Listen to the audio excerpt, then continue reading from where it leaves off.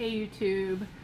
I wanted to talk today about something that is quite personal to me, and that is the topic of invisible disability. And I wanted to use an example of one condition that I have as just one example of how invisible disability can play out and some of the dynamics that you might not be aware of if you don't have an invisible disability yourself.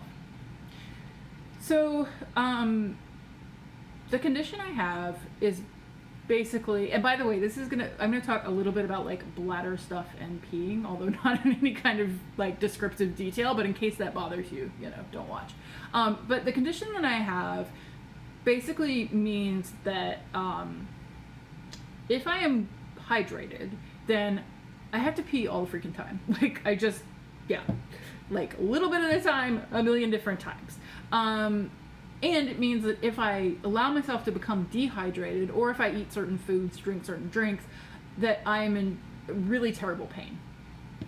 And this is something that I've lived with since I was a little kid. I didn't realize it was a thing for a long time.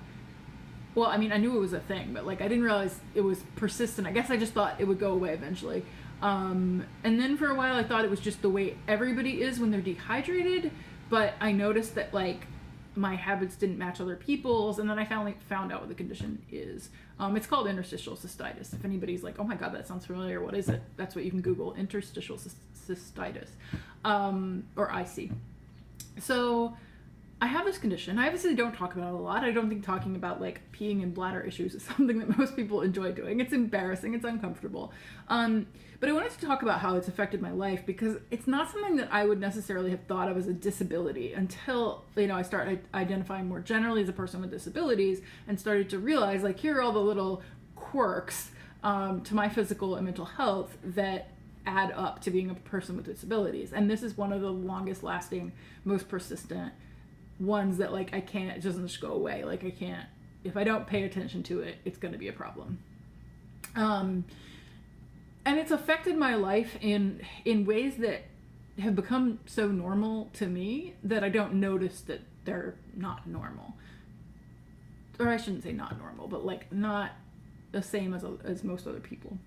So I think that's one thing that can kind of happen sometimes with invisible disability, is that people don't know you have it, and also you almost start to forget that your experience is different and that you're missing out on things. So for example, I don't do things if there's not access to a bathroom. I love hiking. I would love to do more hiking.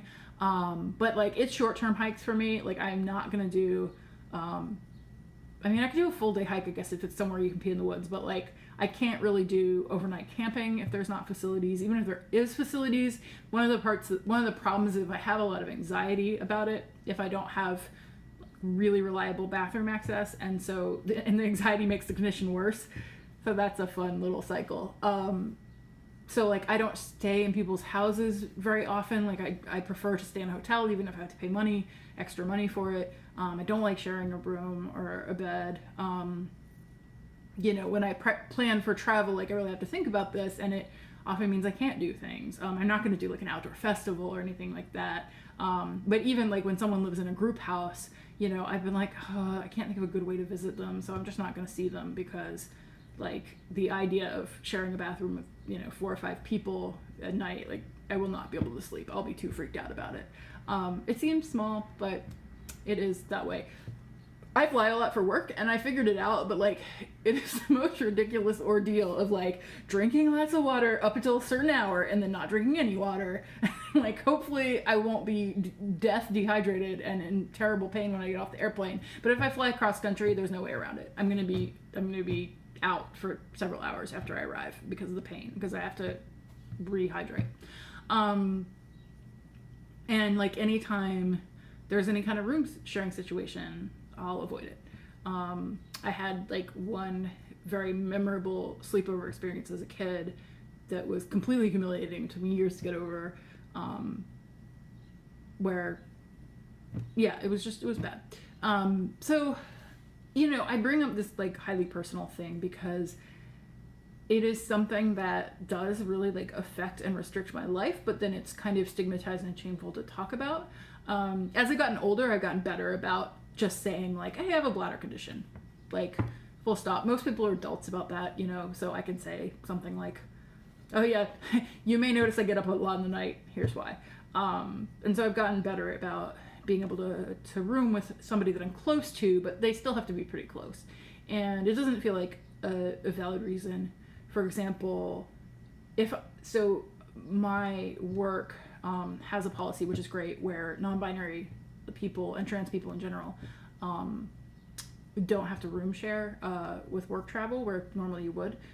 You can get a single room because of the gender identity thing, which is great and also applies to me. But if I weren't trans, then I would feel really weird trying to like explain the reason why I couldn't share a room, and I might end up having to pay for it myself.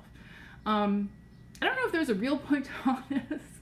I'm kind of embarrassed having talked about it, but I am going to post this because it's just an example that I hope will resonate in some way with you, to think like, oh wow, like here are some things that might be going on in somebody's mind that you might not think about when you invite somebody to do something. And particularly if you invite somebody to do something and they explain why not in a kind of succinct manner, don't push, because I think sometimes people's instinct is to be like, oh no, it's fine, like the bathroom situation is fine, or like, oh, you can do blah blah blah, or like it's only, you know, half a mile walk to the facilities, or blah blah blah. And like it's hard to explain that. It's just like once the anxiety's going, it's going, and I just would rather be comfortable. And it's also really not helpful when people are like, oh, first world problems, haha, because yes, in some ways it is first world problems, and if I had less privilege, like I would have to put up with a different situation, and I do acknowledge and understand that. But at the same time, like it's hard when people are like, oh, you're just, you know, spoiled or something. It's like, no, it's actually like an embarrassing and difficult situation. Yeah.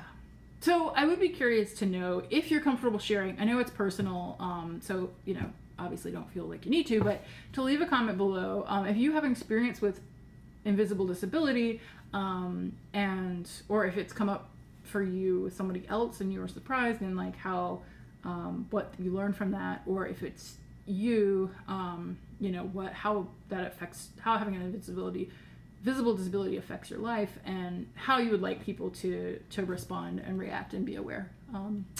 And if you enjoy disability content, like and subscribe, because there will be more.